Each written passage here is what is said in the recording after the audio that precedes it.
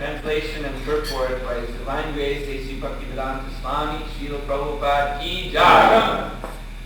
Narayana, the Supreme Personality of Godhead, the well-wisher and friend of all living entities, formerly explained this transcendental knowledge to the great saint Narada.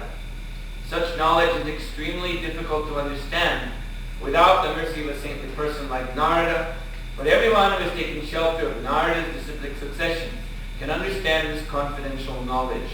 Report. It is stated here that this confidential knowledge is extremely difficult to understand, yet it is very easy to understand if one takes shelter of a pure devotee. This confidential knowledge is also mentioned at the end of Bhagavad Gita, where the Lord says, Sarva Dharman Parityajya Mamekam Sharanam Vraja. Abandon all varieties of religion and just surrender unto me. This knowledge is an extremely confidential secret, but it can be understood if one approaches the Supreme Personality of Godhead through the bona fide agent, the spiritual master in the disciplic succession from Narada. Prahlad Maharaj wanted to impress upon the sons of the demons that although such knowledge can be understood only by a saintly person like Narada, they should not be disappointed, for if one takes shelter of Narada instead of material teachers, this knowledge is possible to understand. Understanding does not depend upon high parentage. The living entity is certainly pure on the spiritual platform, and therefore anyone who attains the spiritual platform by the grace of the spiritual master can also understand this confidential knowledge. So I'll just continue. There are 3 more verses till the end of the chapter without purpose. So just read this. Shrutam maya purvam jnanam vijnana samyutam dharmam bhagavatam shuddham narada deva darshana. Prahlad Maharaj continued, I received this knowledge from the great saint Narada Muni, who is always engaged in devotional service. This knowledge, which is called Bhagavad Dharma, is fully scientific. It is based on logic and philosophy and is free from all material contamination. Shri Daityaputra Uchu Prarada Ham Vayam Chapi Nante Nayam Vidmahe Gurum Metabhyam Guru Putrabhyam Balanam Api Hishvara Balasyanta Purashtasya Mahatsangodaram Vaya Chindi Na Samshayam Saumya Sachchit Vishramba Karanam.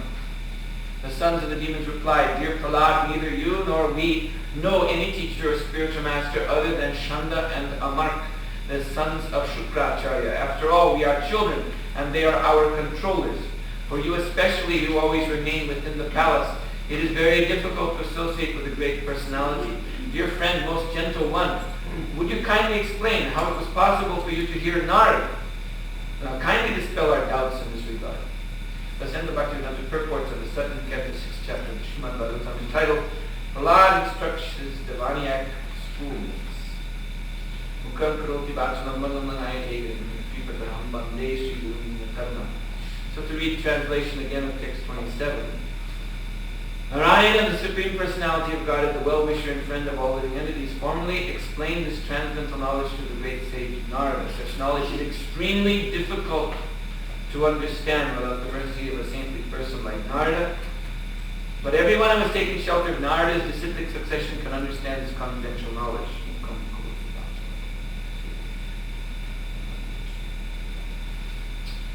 Yes, so the verse says, Gyaram Taritad Amalam Duravakama. This knowledge, which Sri Prahlad Maharaj is explaining, which he has heard from Narada, is Amalam. That means it is pure. Mala means contamination or discrepancy or fault. So if something is amala, then it is without any imperfection. So Prahlad Maharaj says this knowledge I am speaking is without any contamination, and it is duravapam. It is very difficult to receive and to understand this knowledge. There are actually 2 things here in this difficulty. We explained it the other day. There's another verse actually also spoken by Prahlad Maharaj. So in the New Brahmakund house, we cited this verse where Prahlad Maharaj says, Yavan Nirkaya Ratam Atma Vasopakalpam Jnanam what is that? Jnana Asim, weapon of knowledge, Achyutabha. So he's saying in this human form of life, our only business is to receive this transcendental knowledge. This is the purpose. Otherwise, this human body, which is, he says, is Ratam, the chariot of the soul, is uncontrollable. Atma Vasopakalpa. This human body, when bereft of transcendental knowledge, becomes a vehicle to hell. It becomes the gateway to hell. So Prahlad Maharaj explains that we must, in order to utilize this human body for what it's meant to be used for, we must receive transcendental knowledge. Garhitya Charana Charaya, he says, you must approach the lotus feet of a spiritual master who is coming in the disciplic succession. And Charana, his lotus feet, Archana. You have to worship. It's like we say, Archana. Archana say, worship of the deity. So the first object of worship are the lotus feet of the spiritual master.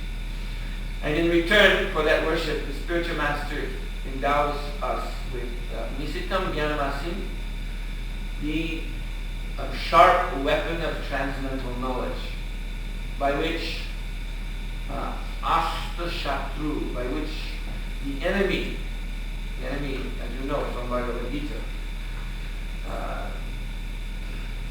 Nitya Vairana, the eternal enemy of the soul, is Kama, is lust. So it is its lust that makes this human body, the senses, the mind, uncontrollable. So that enemy can be killed by this weapon of knowledge. But who can receive this weapon of knowledge? And the spiritual master is giving by his instructions. But then the next question is, who can take it? It's not enough simply to be able to, although of course one is very fortunate if he has the chance in his human lifetime to attain sadhu sangha, as you know from that song by Govinda Das. That Dulava Manava Janama Satsanga. It is rare to get this human form of life, and even more rare in this human form of life to get sadhu sangha. But even if one gets sadhu sangha, how do we know that one is able to receive what the sadhu is given? That's another point. So therefore, Sri Prahlad Maharaj says, Achyuta Bala.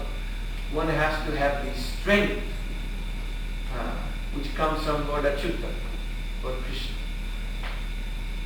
One has to be endowed with this strength by which one can lift this most heavy, because spiritual master is called Guru, because the knowledge that he has to give is most heavy. Not everyone has the strength to pick up this knowledge. But if one gets a Achyuta Bala, power of Krishna, then one can pick it up. Now how do we get Achyuta Bala? Prahlad Maharaj, Srila Prabhupada explains in the purport to this verse, that one gets this strength by following strictly the orders of the spiritual master. So by pleasing the spiritual master, by strictly following his instructions, then Krishna from within the heart becomes pleased. And thus Krishna allows one, Krishna permits one to receive this knowledge which is durabhakam, very difficult to understand. Another term for this knowledge is antara drishti. Antara means internal. The words even sound the same. Antara, internal. Drishti means sight. So it is the internal vision, the vision within the heart.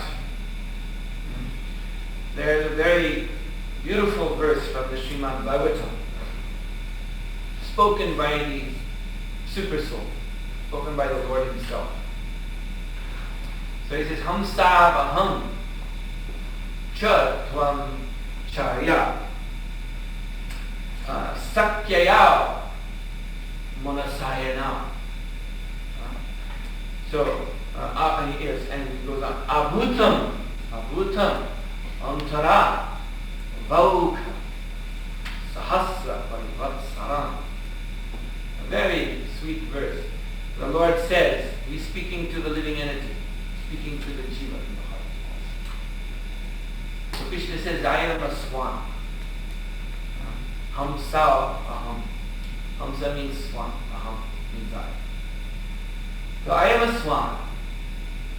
And I live in the Manasa Sarova lake.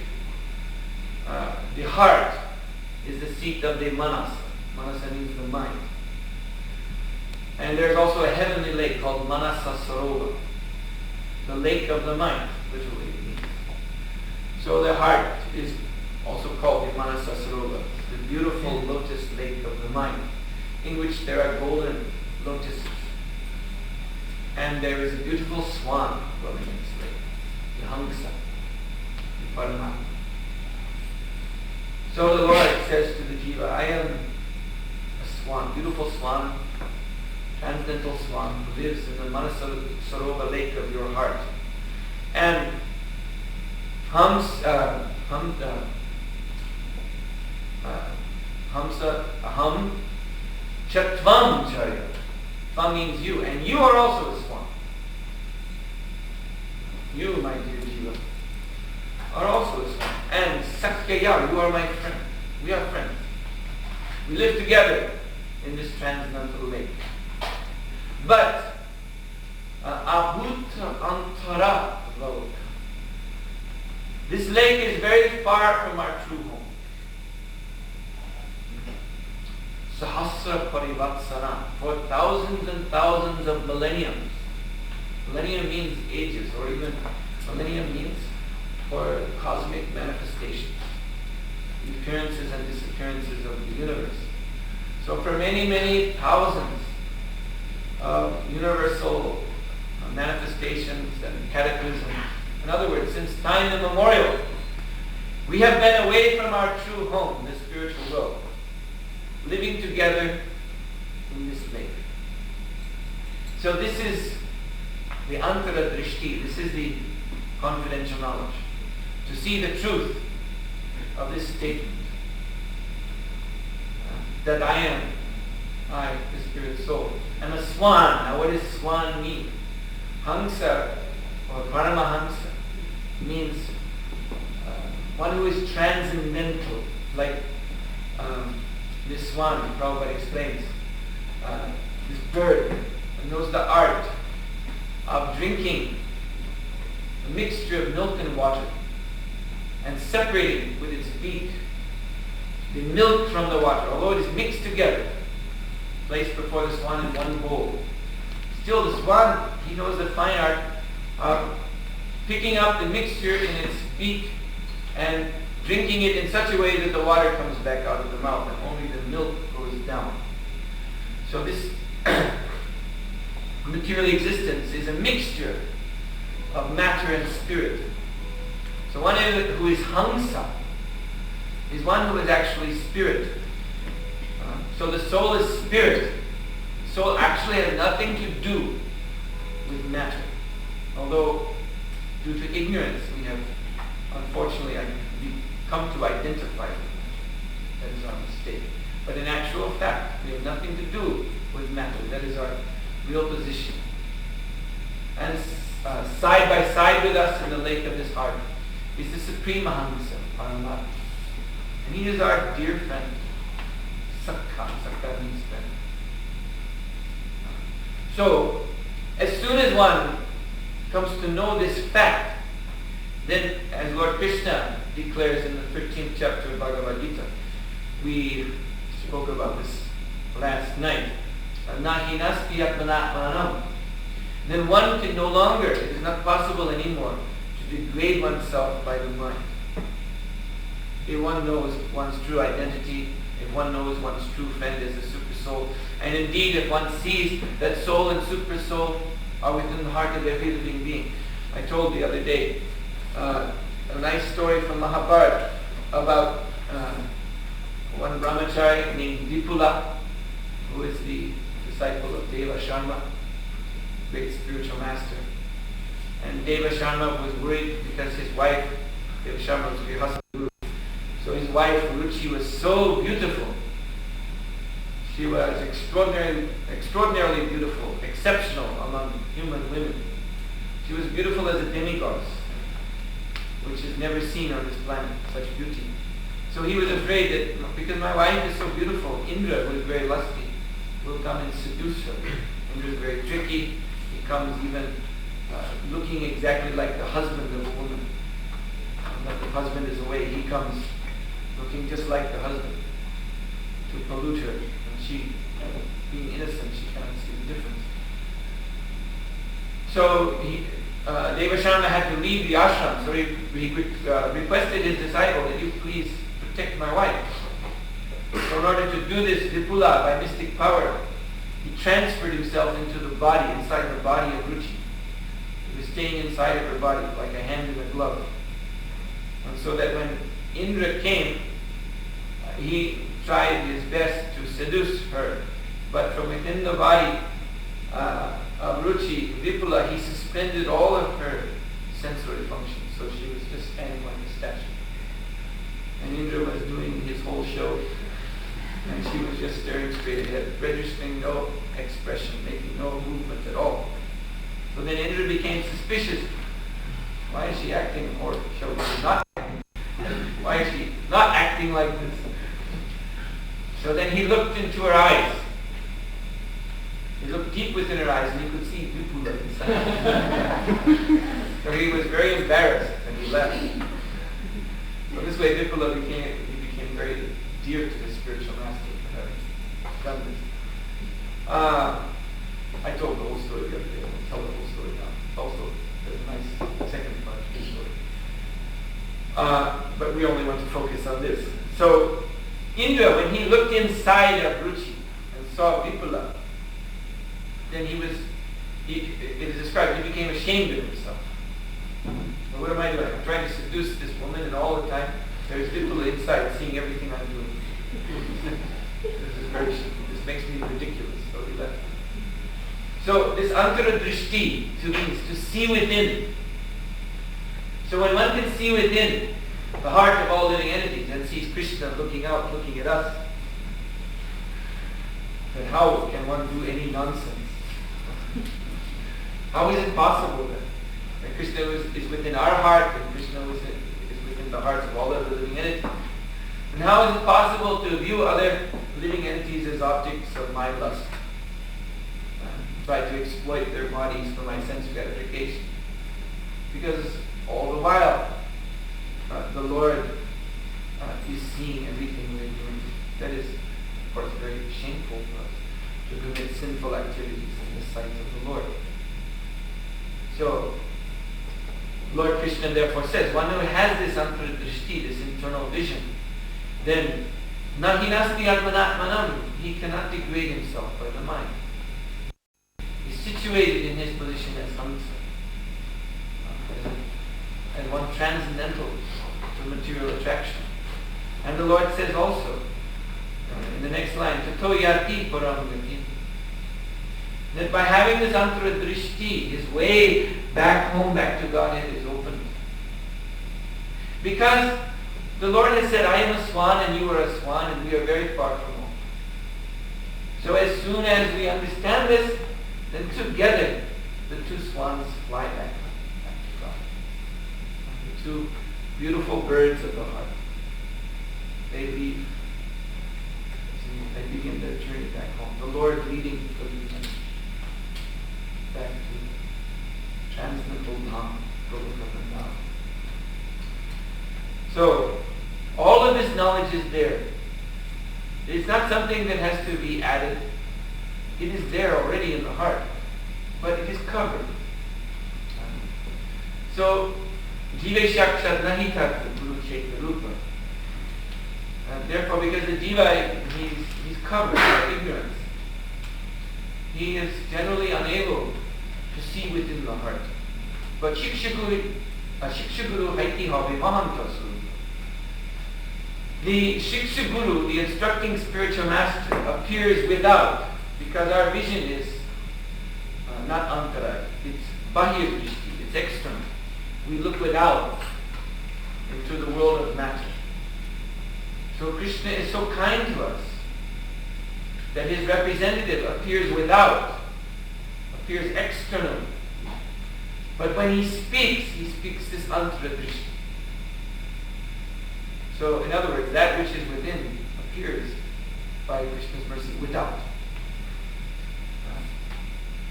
We, due to our long association with the material nature, we have forgotten to see. We have lost interest. Actually, that is the sense of the word ignorance. Srila Prabhupada always used to pronounce the word ignorance as ignorance. Because we are ignoring the actual facts, the actual truth. We are ignoring. We have turned our eyes away from that. We don't want to see. As you know, you associate with, sometimes we meet with, in preaching with persons who are in ignorance. And they don't want to hear. Start to talk about the philosophy of Krishna consciousness. They want to push it out of their minds immediately. Now let's change the subject. When we sometimes meet our relatives, we have some unavoidable relationship with them. So we have to talk. But they're not interested to hear about Krishna. They desire very, very strongly to ignore God consciousness. And to ignore the fact that they must die. And to ignore the fact that after dying, they must reap the consequences of their sinful activity. No, this they don't want to hear, they don't want to think about. Please talk about something else. Talk about football, talk about anything, but not about that. So this is our unfortunate condition. For so long we have ignored. But Krishna is so kind that in spite of our ignorance, he appears externally. Shiksha Guru haite hapi mahanta surupa, as the Shiksha Guru. And the Shiksha Guru, as Sri Narada Muni explains here, Narada Muni is the Shiksha Guru. He has heard this knowledge from Lord Narayan directly. All of the spiritual masters represent Narada Muni. So the Shiksha Guru transmits this internal knowledge. Now, another point is that in order to receive this knowledge, we mentioned how one must have this Achyuta Bhava, this strength given by Krishna. So the qualification for being endowed from within the heart by this strength is also mentioned in Srimad Bhagavatam. Bahir Jata Viragaya. Again, this word Bahir, external. One has to renounce the external, the interest in the external world. One has to give that up. Until one gives that up, then one cannot actually receive this antara drishti. Now, what does that external world mean? That means the world of the three modes of material nature. If one is attached to the three modes of material nature, then even though one may have the good fortune of good association, one may have the opportunity to hear transcendental knowledge, he'll not be able to actually take it. The modes will thwart him. And an example I can give of this is the example of King Muchukunda, who was a very pious Kshatriya, as you know. He fought for a long time against the demons on the side of the demigods. And at the end of his fight, he was requested by Skanda that you, please, ask for any benediction. We will give it to you. We're so grateful to you. So King Muchukunda had been fighting for so long, but apparently, although he'd been doing this great service for the demigods, he was still in this external consciousness, still identifying with the body. So that afterwards, after the fight was over, he felt himself very tired. All he could think of was sleep. So when the demigods requested, please ask for anything, he said, I want to sleep. I want to sleep to my full satisfaction, even if it's for millions of years. Now, just consider this. I was speaking of the modes of nature. This external consciousness means to be attached to the modes of nature. So, the king was performing great service to the demigods. That means in the mode of goodness.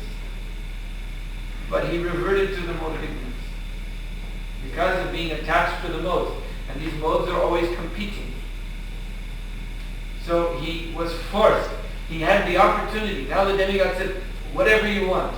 He could have asked for spiritual knowledge. You know, there was another great king, Katmanga, in a very similar situation. And he was also requested, after serving the demigods, to ask for benediction. And he asked, how long do I have in this body? And they said, well, according to your karma, you have to leave this body very soon, in a few moments. And then he immediately surrendered to Krishna. So he was more intelligent.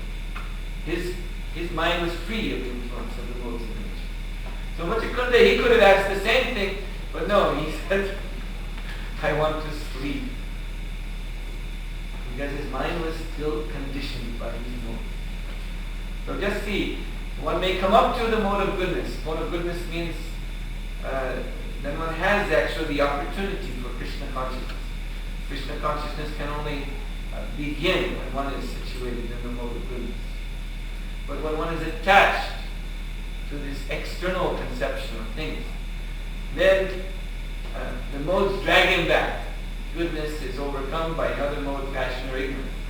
In Muchakunda's case, he was overwhelmed by ignorance, and he was granted the facility to sleep for thousands and thousands of years. Of course, because he was a pious person, because he had performed devotional service already, therefore he was blessed by the darshan of Krishna anyway, later on.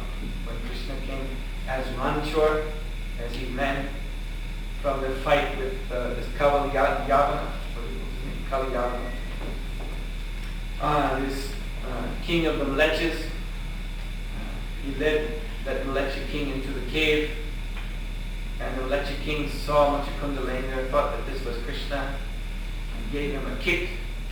And Muchakunda woke up. He received this benediction that if anyone disturbs me untimely from my rest, may he burn to ashes by my glance.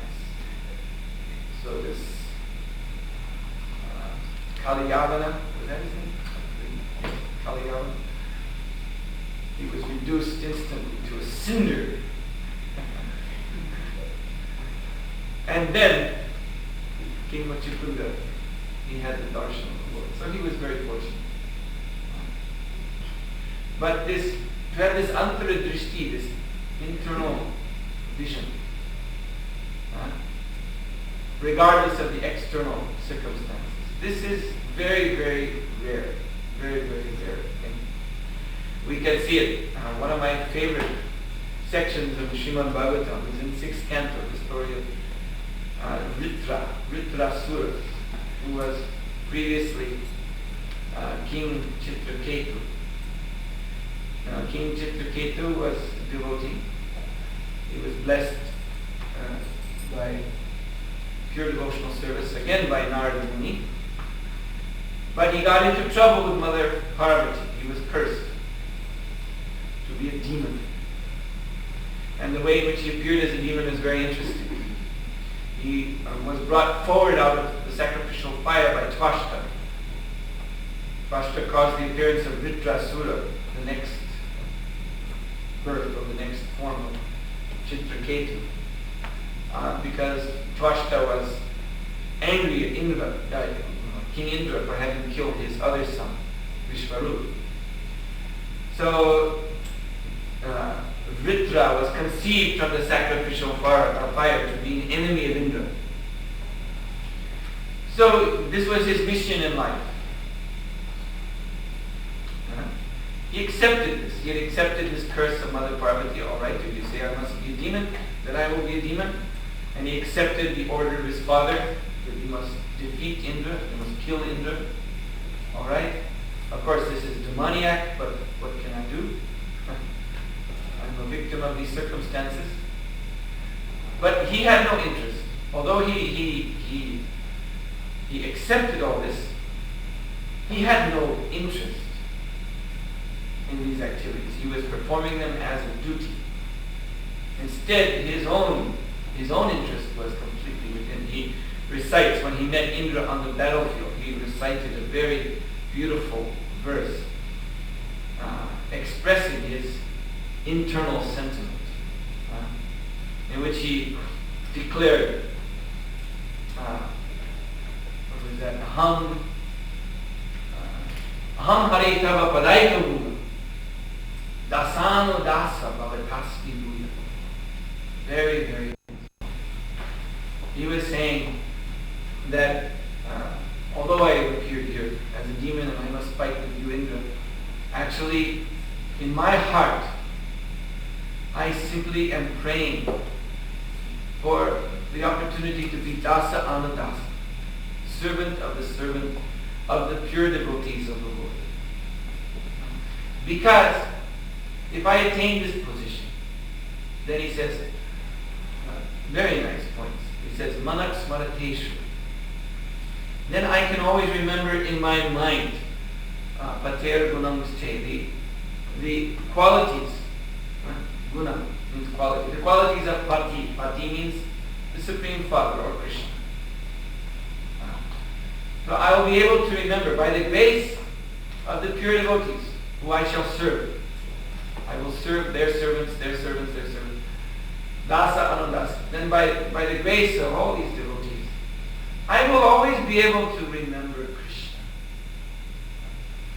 And Grinita Vak, I will always hear and chant the glories of Krishna.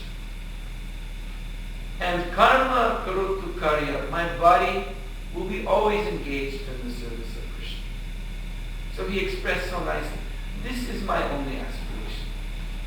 That I may become the servant of the servant of the servant of the servant of the servant of the servant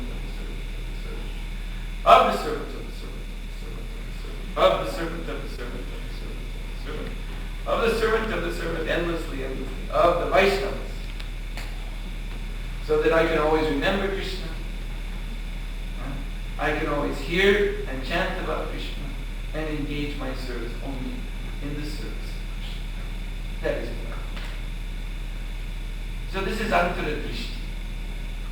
This is what we all should want. And by desiring like this, only to be a servant, then nahi nasti atmanatmam. Again this point. One can never degrade oneself by the mind. Maya cannot touch such a person. So this is very wonderful. I especially am always fascinated with this pastime of Vritrasura because by material designation he was a demon. He had a big, huge, horrible body with sharp teeth, blazing eyes, very fearsome to see. He immediately, by his appearance in the world, immediately became the leader, the unquestioned leader of all the other demons. They immediately got behind him. Oh, look at him, he's the best demon of all.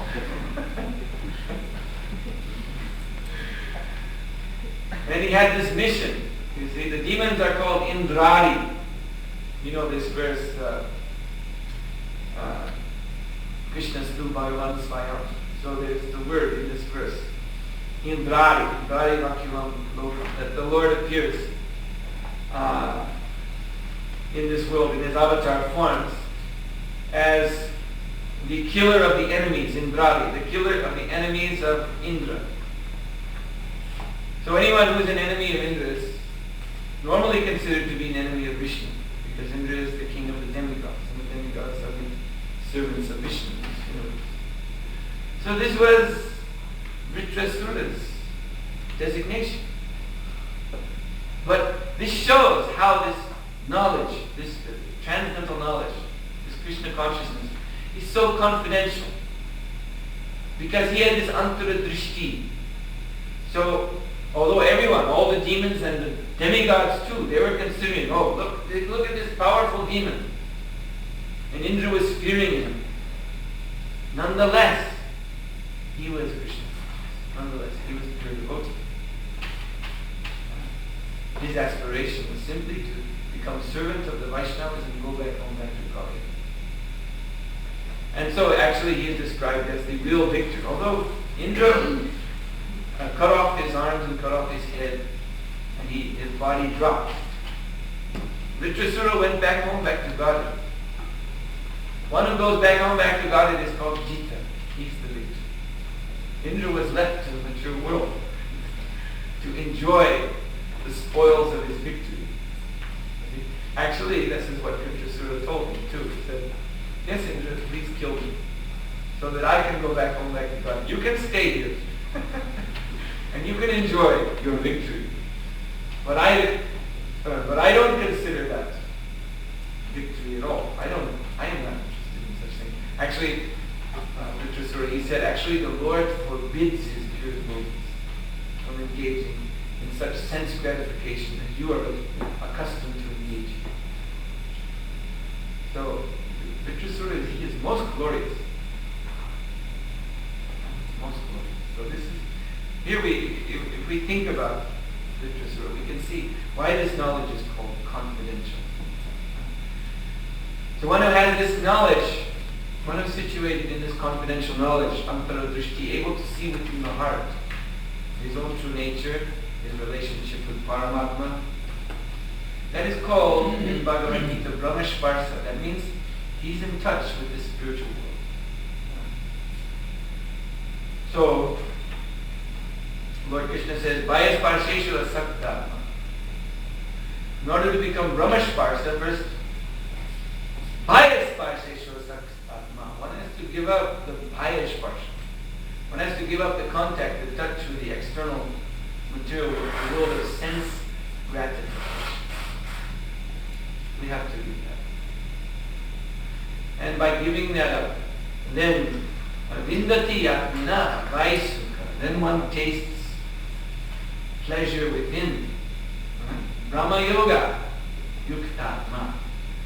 One tastes the pleasure which is available by Brahma Yoga, by being always in contact with the Supreme Lord.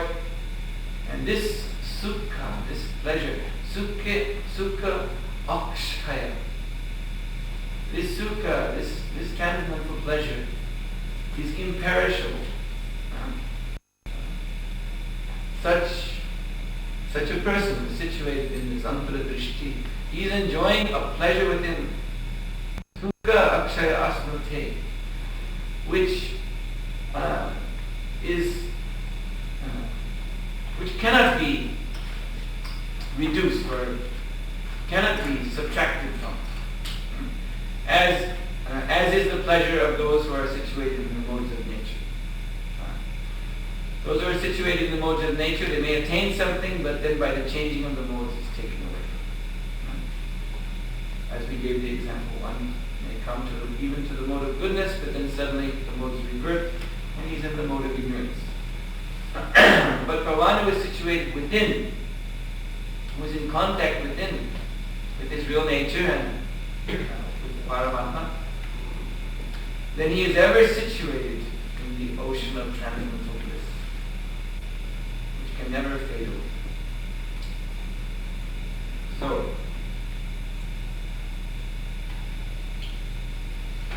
this is the meaning of this transcendental knowledge that Prahlad Maharaj is speaking of. Are there any questions? Yes? There seems to be a circular reasoning to explain that to understand the knowledge given from the pure devotee, one has to have the absolute abhava, which is strength of Krishna. And this strength of Krishna one gets from the pure devotee by serving the pure devotee. But to serve the pure devotee, one has to hear from the pure devotee and understand that one has to serve. No, that's not exactly true, because even what sadhu sangha is so powerful that even if one is in ignorance, he begins to render service to the pure devotee. Just like Mugrari the hunter.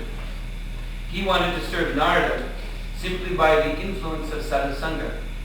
The pure devotee, he's such a wonderful personality that even someone who's very fallen like Mugrari, he's attractive and wants to render service. After all, we are by nature servants.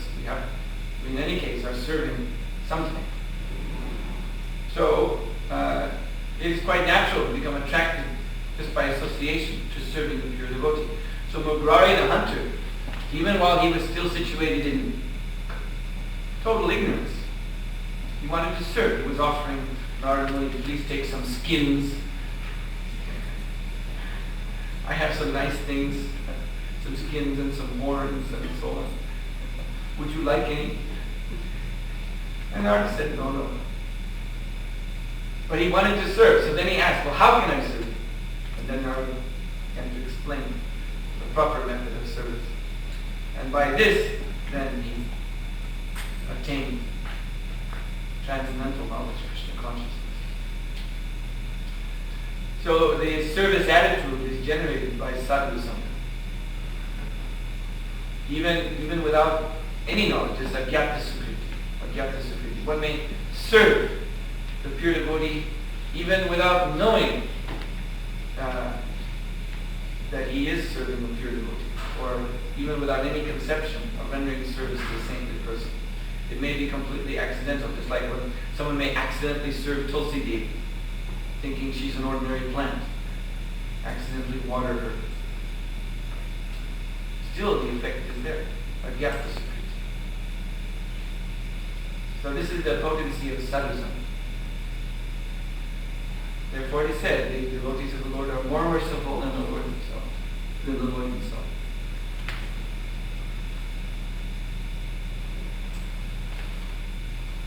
Any other questions? Yes. I would like to ask about Kasura. Because he was actually Krishna conscious. But still he was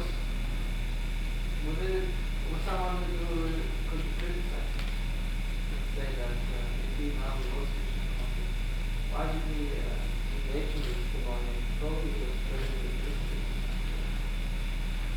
Why did he engage in this demonic activity when he still was actually exactly alive? Why didn't he just go before He was, let's explain, when he was cursed by Mother Parvati,